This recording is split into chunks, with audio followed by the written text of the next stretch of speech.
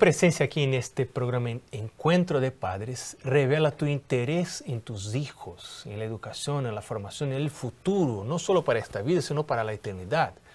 Hoy vamos a hablar de otro tema muy importante, sexo en la adolescencia. Interesa a nosotros, padres. Y para hablar sobre eso, tenemos con nosotros el doctor Antonio Estrada. Él, que es pesquisador en el área de familia, posee 2 maestrías, una en teología, otra en terapia de familia y un doctorado en psicología familiar. Hoy trabaja como maestro en la Universidad Adventista Montemorelos en México. Doctor, vamos a hablar de sexo en la adolescencia. ¿Por qué no liberar? Si todo el mundo lo hace, si los medios de comunicación están hablando, ¿por qué restringir la sexualidad si les gusta tanto, si es algo tan agradable? En primer lugar, no todo el mundo lo hace. Hay grupos de adolescentes que han decidido vivir su sexualidad de acuerdo con el plan de Dios y esperar hasta el matrimonio. Hay muchos adolescentes que han tomado esa decisión. Pero obviamente los medios dicen todo el mundo lo hace. No es todo el mundo. Ahora, ¿qué es agradable? Obviamente Dios lo planeó así, que fuera agradable. Claro. Pero no por ser agradable hay que hacerlo. Por ejemplo, para un niño pequeño le gusta tomar helados, o ice cream, o nieve, sorbetes. Diferentes nombres toman diferentes países. Pero sabemos que el azúcar en exceso le hace daño a los niños. La droga es agradable. Si no fuera, la persona no utilizaría. No habría todos esos millones de dólares que mueve la droga, ¿no? Entonces, el hecho de que sea agradable no significa que por eso hay que hacerlo. Esas serían las razones. Ahora, desde un punto de vista bíblico, moral, Dios diseñó la sexualidad para que se practique en forma heterosexual en el matrimonio. Pero obviamente los medios sociales que han liberado una revolución sexual que hubo en la década de los 60, que permite que toda persona que quiera su libertad puede hacer uso de la sexualidad cuando quiera, como quiera, las veces que quiera y cuando quiera. Y obviamente en nombre de esa libertad hay diferentes formas de expresiones sexuales. Ahora, pero hay peligros, sí, hay muchos peligros. En la sexualidad, a cada año en el mundo nacen cerca de 13 millones de niños de madres solteras en el mundo. Y ahí ya vimos en un programa anterior la importancia de la figura paterna. Claro. Ahora, en Brasil se calcula que más o menos cada año nacen entre 800,000 niños de madres solteras menores de 19 años. 800,000 niños es casi cerca de 1 millón. En otros países latinoamericanos nacen más o menos 600,000 niños de madres solteras menores de 19 años. En los Estados Unidos nace cerca de 1 millón de niños de madres solteras menores de 19 años. No es el tema de prejuicio, de decir que van a ser menos, pero de hecho van a tener una persona a menos para ayudar en el proceso de formación del carácter. Todos esos niños, su vida va a ser de pobres, la mayoría de ellos, con muchas desventajas sociales, con muchas desventajas académicas. Entonces, ¿por qué no tener sexo en la adolescencia? Uno, los riesgos de convertirse en madre adolescente son muy altos. Y la mayoría de las madres adolescentes se quedan sin estudiar. Por eso que tienen hijos más pobres. ¿Okay? Es cierto, por ahí hay noticias. No, pero esta terminó su carrera, está su doctorado. Son pocos los casos. Son pocos los casos de madres adolescentes. Y entre más temprano fue el embarazo, más dificultad de terminar una carrera. Esa sería una razón para las mujeres. Para los niños ya sabemos, quedarse sin padre es un riesgo muy solo. Ahora, otro de los peligros del sexo en la adolescencia es que entre más temprano se comienza, múltiples parejas van a tener a lo largo de su vida sexual. Y entre más parejas tengan en su vida sexual, más riesgo de desarrollar cáncer cérvico-uterino. Los estudios revelan que entre más temprano se comience la sexualidad y entre más parejas sexuales se tenga, el riesgo de cáncer cérvico-uterino se eleva en forma exponencial y peligrosa. Entonces, ¿para qué exponemos a nuestras hijas a eso? Si esos fueran los únicos 2 problemas, son graves problemas. Pero entra un tercer problema. Muchas de ellas tienen que abortar. Son obligadas por sus padres, obligadas por su conciencia, obligadas por el muchacho. Dice, yo no quiero ninguna responsabilidad, así que aborta porque yo no me hago cargo. Entonces, el aborto, que también se ha extendido de forma alarmante, en el mundo hay 50 millones de abortos cada año. 50 millones.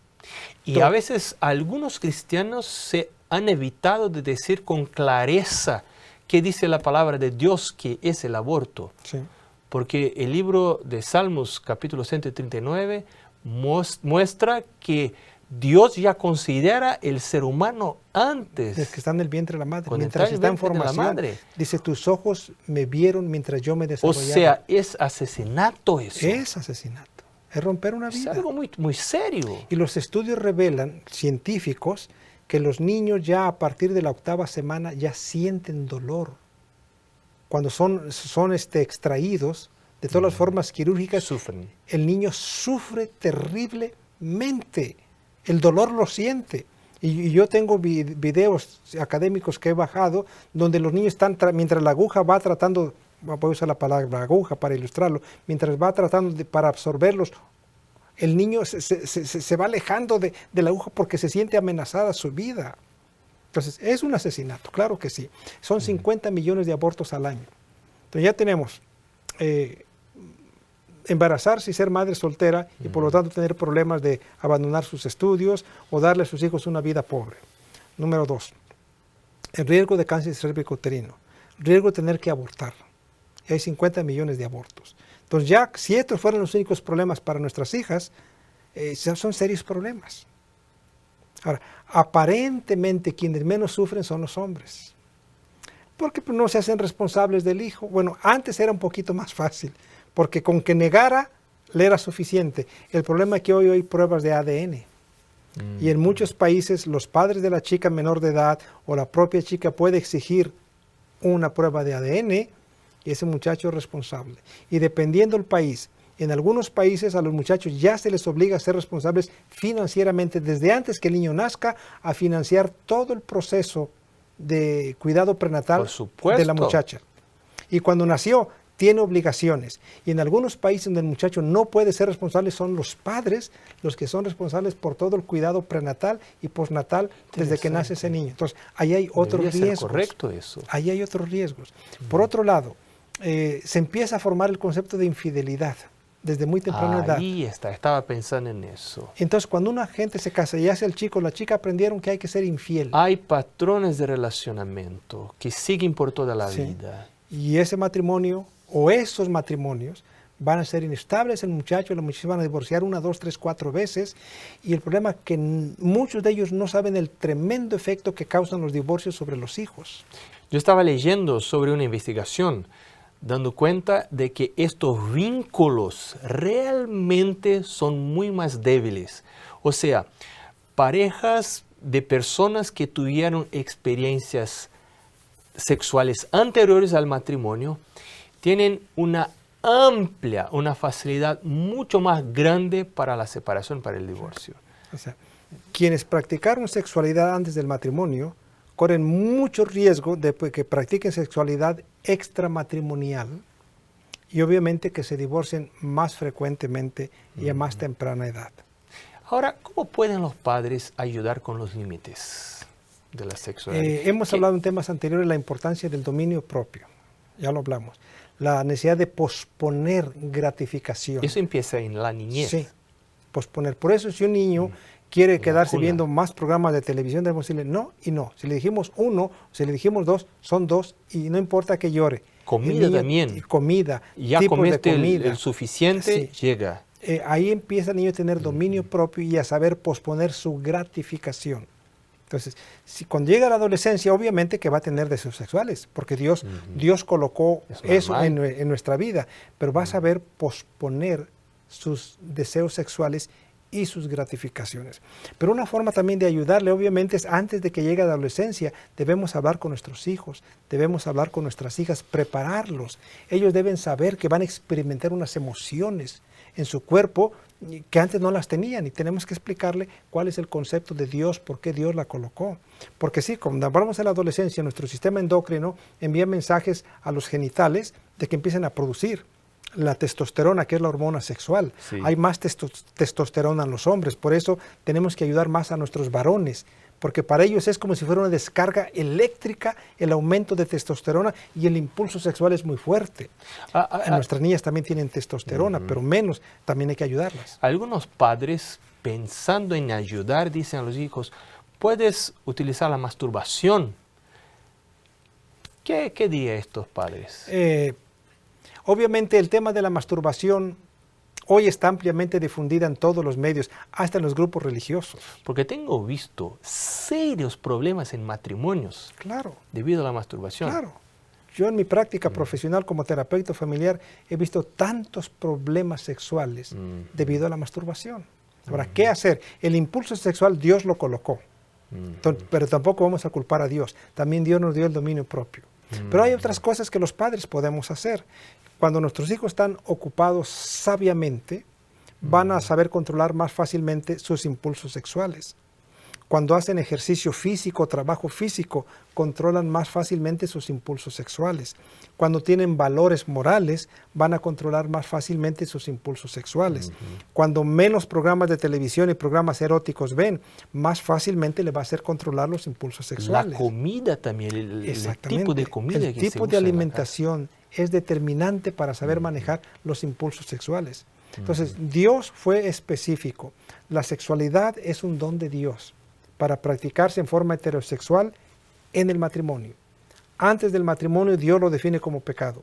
La sociedad ya no lo define como pecado, pero a nosotros nos importa más lo que Dios, cómo lo llama Dios. Y Dios nos dio dominio propio. El cerebro es el órgano sexual más importante, no son los genitales. Y tenemos que enseñar a nuestros hijos el valor de la abstinencia, el valor de respeto. Hoy ya no se habla mucho sobre sexualidad, pensando que todo el mundo lo hace. Entonces nuestros hijos no tienen un punto de referencia. Tenemos que enseñarles todavía el valor de la pureza, el valor del dominio propio, para que ellos sepan mantenerse firmes hasta el matrimonio. Muchas gracias, doctor Estrada. El sexo puro, dos personas, no una, no tres, dos personas, compromiso, personas heterosexuales, no virtuales, personas reales, con amor, o sea, pensando en el otro. Es el sexo puro y tenemos que enseñar eso para los hijos. Yo siempre digo amor con responsabilidad. El sexo se hace casados bajo el concepto del amor y de la responsabilidad. Muy bien, qué hermoso programa tuvimos hoy. Qué bueno fue contar con tu presencia en el encuentro de padres de hoy. Seguimos con el próximo programa y te invitamos para él. Pero ahora quedas ahí con tus preguntas. Baja de nuestro sitio las preguntas, del PowerPoint con las preguntas. Reúne tu grupo para la discusión. Comparte las ideas. Y no te olvides de estar con nosotros en el siguiente encuentro de padres.